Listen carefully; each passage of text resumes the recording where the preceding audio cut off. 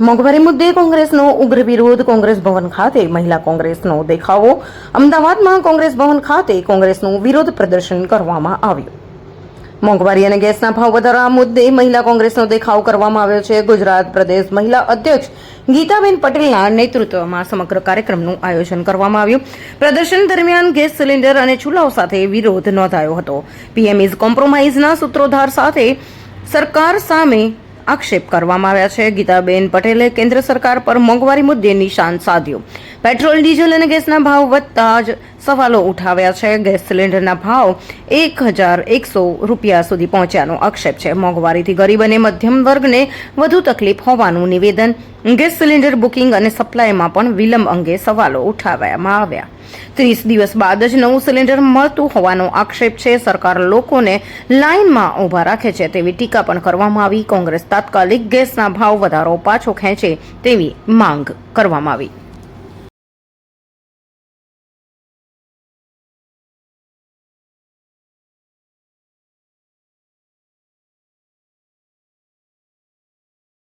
પાસે અમારી માંગણી છે કે જેમ બને એમ ઝડપથી પેટ્રોલ અને ડીઝલના ભાવ ઉપર નિયંત્રણ લાવવામાં આવે. પેટ્રોલ ડીઝલ ઉપર જે ટેક્સ નાખવામાં આવે છે, જે કર નાખવામાં આવે છે, એને ઓછો કરવામાં આવે અને પેટ્રોલ ડીઝલના ભાવ તાત્કાલિક ધોરણે નિયંત્રિત કરવામાં આવે અને ઓછા કરવામાં આવે. રસોઈ ગેસ સિલિન્ડરનો જે ભાવ વધારો કર્યો છે એને પાછો ખેંચવામાં આવે. કોમર્શિયલ ગેસ સિલિન્ડર ઉપર જે ભાવ વધારો કર્યો છે એને પણ પાછો ખેંચવામાં આવે.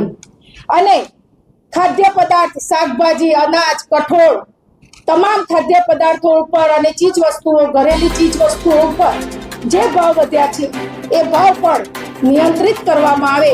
આ અમારી માંગણી છે. અને આ બધી માંગણીઓ લઈ અને આજે મહિલા કોંગ્રેસે પ્રેસ દ્વારા, આ મીડિયા દ્વારા કેન્દ્રને